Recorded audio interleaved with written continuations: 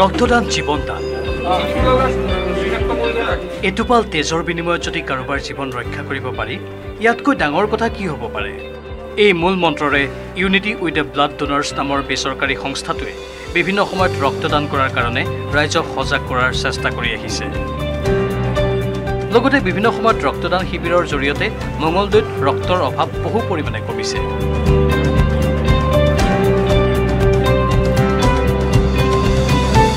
শনিবাৰে দৰঙৰ কলাইগাঁৱৰ উদমাৰী প্ৰাথমিক বিদ্যালয়ৰ প্ৰাংগণত উদমাৰী যুৱ সংঘৰ উদ্যোগত আৰু ইউনিটি কলাইগাঁও শাখাৰ সহযোগত ৰক্তদান শিবিৰৰ আয়োজন কৰে য'ত অৰ্ধশতাধিক নপুৰণি ৰক্তদাতাই ৰক্তদান কৰে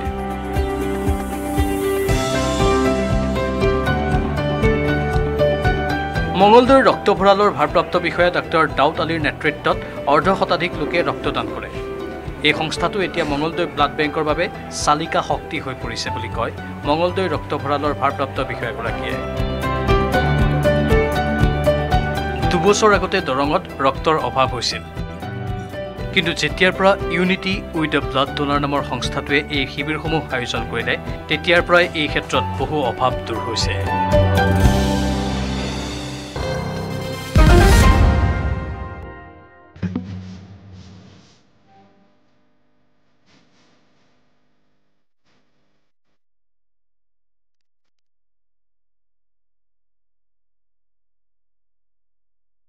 শিৱসাগৰ জিলাৰ হাঁহচৰা লংকাক গোসাই গাঁৱৰ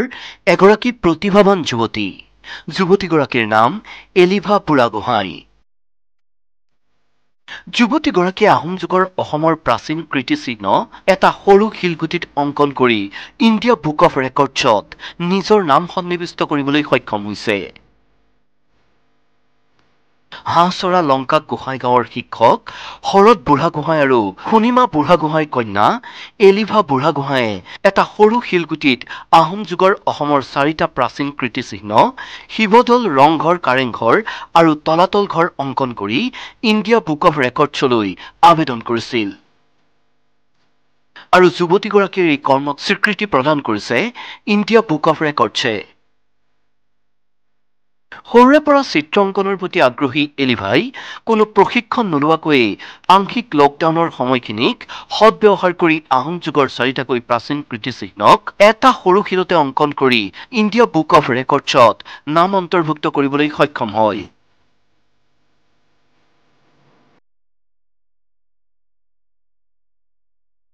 মই আৰ্ট সৰুৰে পৰা কৰোঁ মাজতে কিন্তু নকৰা হৈছিলোঁ 7-8লৈকে কৰিছিলোঁ তাৰপিছত ইমানকৈ আৰ্ট কৰা নাছিলোঁ তাৰপিছত মই যেতিয়া গ্ৰেজুৱেশ্যন কমপ্লিট কৰিলোঁ তাৰপিছত মই ফেশ্বন ডিজাইনিঙত এডমিশ্যন ল'লোঁ তাতে অলপ আৰ্টৰ মানে প্ৰয়োজন হয় আৰু তাত এডমিশ্যন লোৱাৰ পিছতে মই অলপ বেছি আৰ্টৰ প্ৰতিভাৱান যুৱতীগৰাকীয়ে আজৰি সময়ত বিভিন্ন সৃষ্টিমূলক কৰ্মত ব্যস্ত থকাৰ লগতে ডক্টৰ ভূপেন হাজৰিকা জনপ্ৰিয় অভিনেতা গায়কৰ চিত্ৰ অংকন কৰিছে লগতে এলিভা বুঢ়াগোহাঁই এগৰাকী ভাল ফেশ্বন ডিজাইনাৰো ভৱিষ্যতে এগৰাকী সফল ফেশ্বন ডিজাইনাৰ হোৱাৰ আশা এলিভাৰ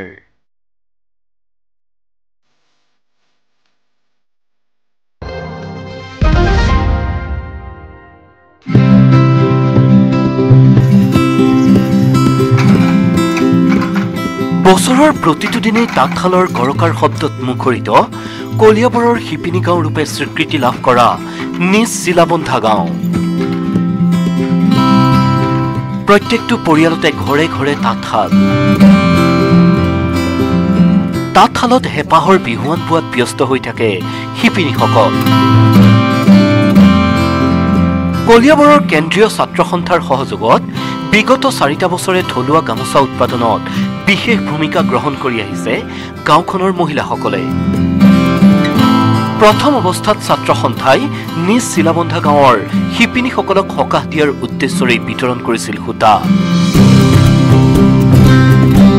আৰু তেতিয়াৰে পৰা শিপিনীসকলে নিৰৱচ্ছিন্নভাৱে থলুৱা গামোচা বিক্ৰীৰে স্বাৱলম্বিতাৰ পথ মুকলি কৰি আহিছে 4 বছৰ পূৰ্বে সদৌ অসম ছাত্ৰ সন্থাই থলুৱা বস্ত্ৰ উৎপাদনৰ ক্ষেত্ৰত বিশেষ ভূমিকা গ্ৰহণ কৰা গাঁওখনক শিপিনী গাঁও হিচাপে স্বীকৃতি প্ৰদান কৰিছিল গাঁওখনৰ প্ৰায় শতাধিক মহিলাই কলিয়াবৰ ছাত্ৰ সন্থাই যোগান ধৰা সূতাৰে নিজে স্বাৱলম্বী হোৱাৰ লগতে বজাৰত থলুৱা গামোচাৰ চাহিদা পূৰণ কৰিবলৈ সক্ষম হৈছে।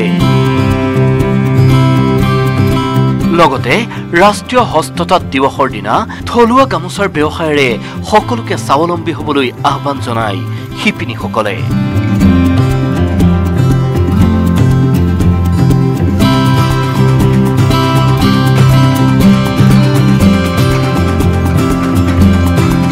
হস্তশিল্পৰ জৰিয়তে আমাৰ এই গাঁওখনৰ সকলো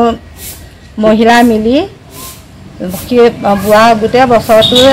বুলিয়ে ক'ব পাৰি হস্তশিল্প তাত শাল বৈ আমি কাম কৰি আছোঁ আৰু আমি বহুতখিনিও উন্নতি হৈছে। আমাৰ 2017 চনত সদৌ অসম ছাত্ৰ সন্থা আৰু কলিয়াবৰ কেন্দ্ৰীয় ছাত্ৰ সন্থাৰ সকলোৱে আহি আমাৰ নিচিলাবন্ধা গাঁৱত শিপিনী গাঁও হিচাপে স্বীকৃতিপ্ৰাপ্ত কৰিছে। তেওঁলোকে এতিয়া আমাক বছৰিয়েই হওক বা তাৰ মাজতেই হওক তেনেকৈ কাপোৰ কানি ববলৈ দি আছে। আমি বৈ আছোঁ, তাৰপৰা আমাৰ মহিলাসকল বহুতখিনি উপকৃত হৈছে। গৃহসজ্জাৰ কাৰণে আমি ব্যৱহাৰ কৰা যি একুৰিয়াম আৰু একুৰিয়ামত যি মাছসমূহ থাকে, যি মৎস্য থাকে, সেই মাছসমূহ আচলতে ক'ত উৎপাদন হয়, কেনেধৰণে উৎপাদন হয়, সেই সকলোবোৰ সামৰি আজি আচলতে এই বিশেষ অনুষ্ঠানত নিউজ 18ৰ দৰ্শকসকলক স্বাগতম জনাইছোঁ। সকলোবোৰ আপোনালোকক আমি জনাম।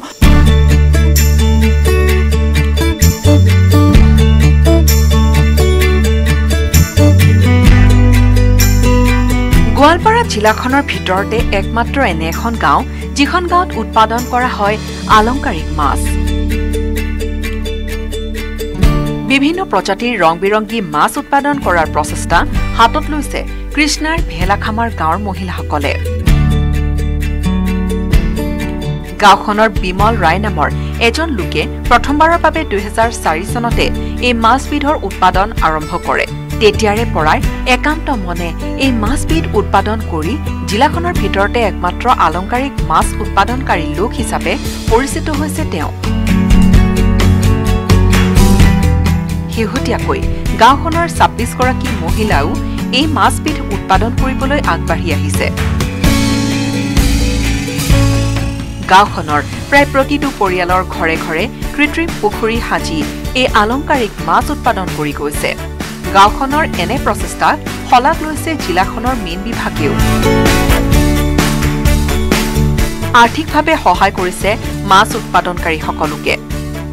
আলংকাৰিক মাছ উৎপাদনক্ষম গাঁও গঢ়ি তোলাৰ লক্ষ্যৰে বিগত 15 বছৰে কৰি গৈছে এক নিৰলস প্ৰচেষ্টা। জিলাখনৰ ভিতৰতে একমাত্ৰ এই গাঁওখনতে উৎপাদন হয় আলংকাৰিক মাছ। গোৱালপাৰাৰ মীন বিভাগৰ সহযোগত গাঁওখনত 13টি গোটকো জড়িত কৰিছে আলংকাৰিক মাছ উৎপাদনত। কোভিড পৰিস্থিতিৰ বাবে কিছু সমস্যা হলেও হতাশ হোৱা নাই মীন পালকসকলে। লক্ষ্য গাঁওখনক আলংকাৰিক মাছ উৎপাদনকাৰী গাঁও হিচাপে চিহ্নিত কৰা। মাছ পালনেৰে ইতিমধ্যে গাঁওখনৰ বহু লোকে লাভ কৰিছে স্বাৱলম্বিতা। কেৱল আলংকাৰিক মাছ উৎপাদন কৰাই একমাত্ৰ লক্ষ্য হৈ নাথাকি মহিলাসকলে খুব কম সময়ৰ ভিতৰতে গাঁওখনত আৰম্ভ কৰিব একুৱাৰিয়াম সজাৰ কাম কাজো। উল্লেখযোগ্য যে অসমৰ নগাঁও, কামৰূপ আৰু গোৱালপাৰা জিলাতহে মাথো এই বিৰল মাছবিধৰ উৎপাদন হয়। মই প্ৰথমতে ট্ৰেইনিং ল'লোঁ 4 চনতে আহি। প্ৰথমতে আহে মাছৰ কাৰ্টুন, তাৰপিছত আঠেন টেঙে মাটিৰ সৰু সৰু ফিচাৰী বনাই তেনেকৈ মই আৰম্ভ কৰিলোঁ। তাৰপিছত সহায় পালোঁ ডিপাৰ্টমেণ্টৰ পৰা টেং চিমেণ্ট টেংকত। তেনেকৈ মই আগবাঢ়ি আছোঁ আৰু তাৰপিছত 2017ত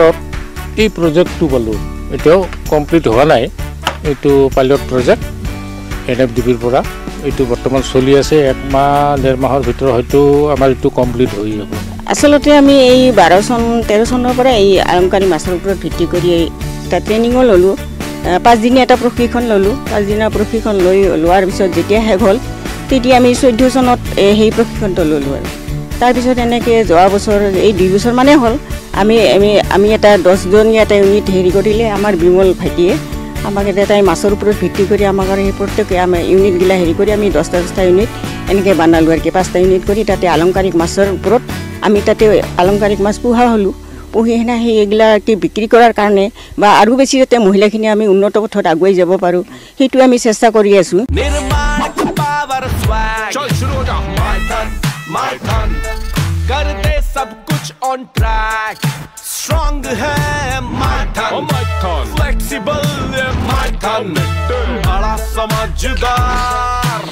নিৰ্মাণৰ মানদণ্ড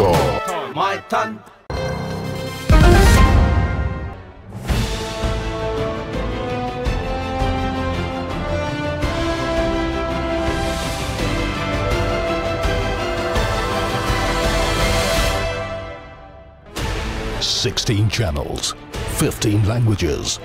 26 states, 1,200 plus reporters, 66.9 crore viewers. India's largest news network,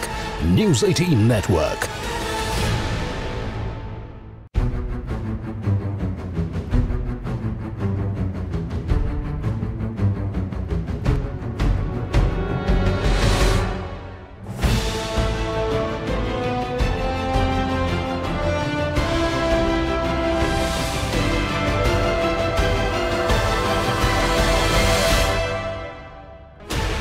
$16 channels, 15 languages, 26 states, 1,200 plus reporters, 66.9 crore viewers. India's largest news network, News 18 Network.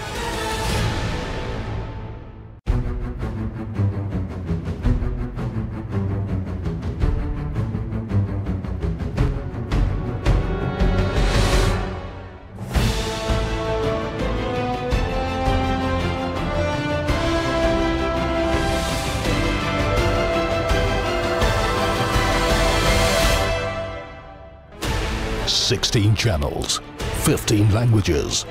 26 states, 1,200 plus reporters.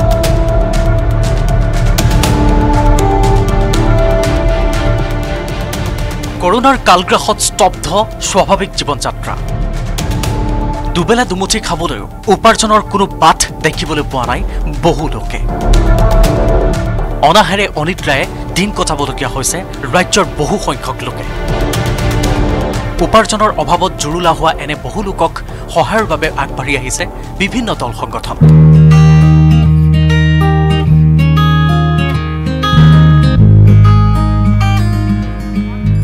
ইয়াৰ মাজতে ব্যতিক্ৰম নহয় ৰাউণ্ড টেবুল সংগঠন আৰু নৰেন্দ্ৰ সাৰাউকি চেৰিটেবল ট্ৰাষ্ট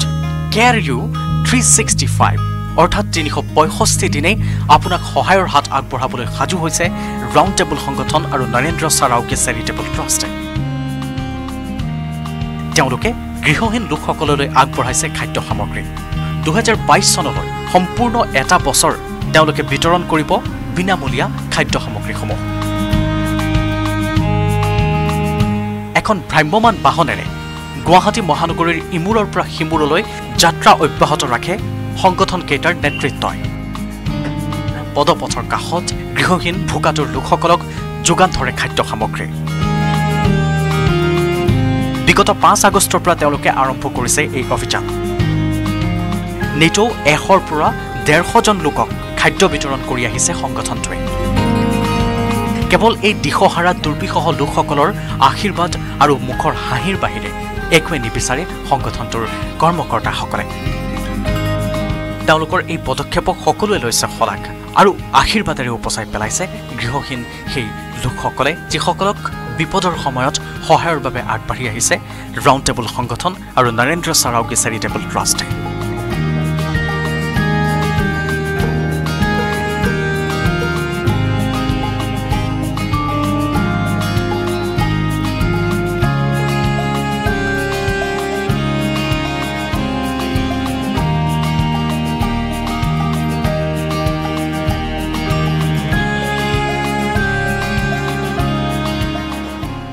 এইটো আমাৰ ৰাউণ্ড টেবল ইণ্ডিয়াৰ এটা target আছিলে যে আমি কমিউনিটি সাৰ্ভিস কৰিম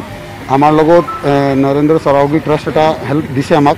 তাৰ লগত মিলি কিনে আমি এইটো 1 বছৰৰ কাৰণে লৈছোঁ 5 তাৰিখৰ পৰা আমাৰ ষ্টাৰ্ট হৈছিলে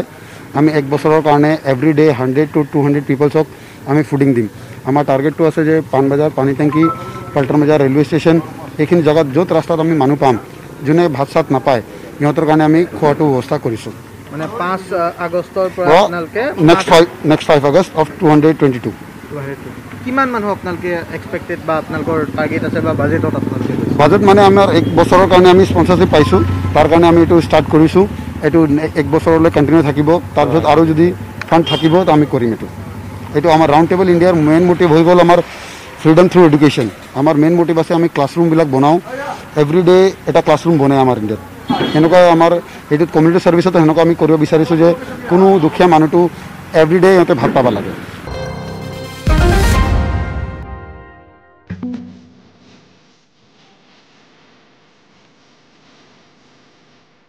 এগৰাকী পঞ্চায়ত প্ৰতিনিধি